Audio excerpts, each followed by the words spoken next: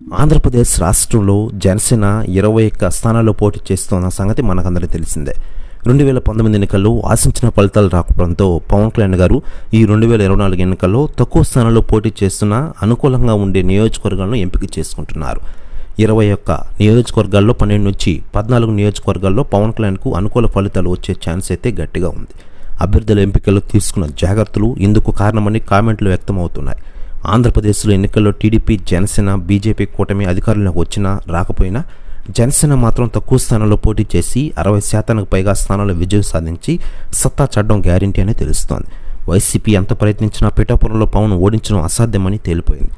ఇకపోతే పిఠాపురం జనసేనకు కంచుకోట కానుందని కామెంట్లు వ్యక్తం అవుతూ ఉన్నాయి. ఇకలా ఉండగా పవన్ కళ్యాణ్ గారి పిఠాపురం ఎన్నికలపై రాజకీయ నాయకులు స్పందిస్తుండగా తాజాగా పిఠాపురం మాజీ ఎమ్మెల్యే ఎస్వీఎన్ వర్మ గారు స్పందించారట. ఆయన మాట్లాడుతూ పిఠాపురంలో పవన్ కళ్యాణ్ గారు భారీ మెజారిటీతో ఖచ్చితంగా గెలుస్తారు. ఆయన చాలా గొప్ప మేధావి. పిఠాపురంలో పవన్ కళ్యాణ్ గారు మాస్ ఫాలోయింగ్ చూసి మైండ్ బ్లాక్ అయింది నాకు. ఆ టికెట్కి ఆయనే కరెక్ట్ అంటారట వర్మ గారు. ప్రెస్ న్యూస్ కూడా తెగ వైరల్ అవుతోంది. కాకపోతే ఎన్నికల్లో గెలుపు కోసం పవన్ ఏ ఒక్క అవకాశాన్ని వదులుకోకుండా అందరినీ కలుపుకుంటూ ముందుకెళ్తున్నారు. ఎన్నికల కోసం జనసేన ఒకంత ఎక్కువ మొత్తం ఖర్చునని వార్తలు వినిపిస్తున్నాయి.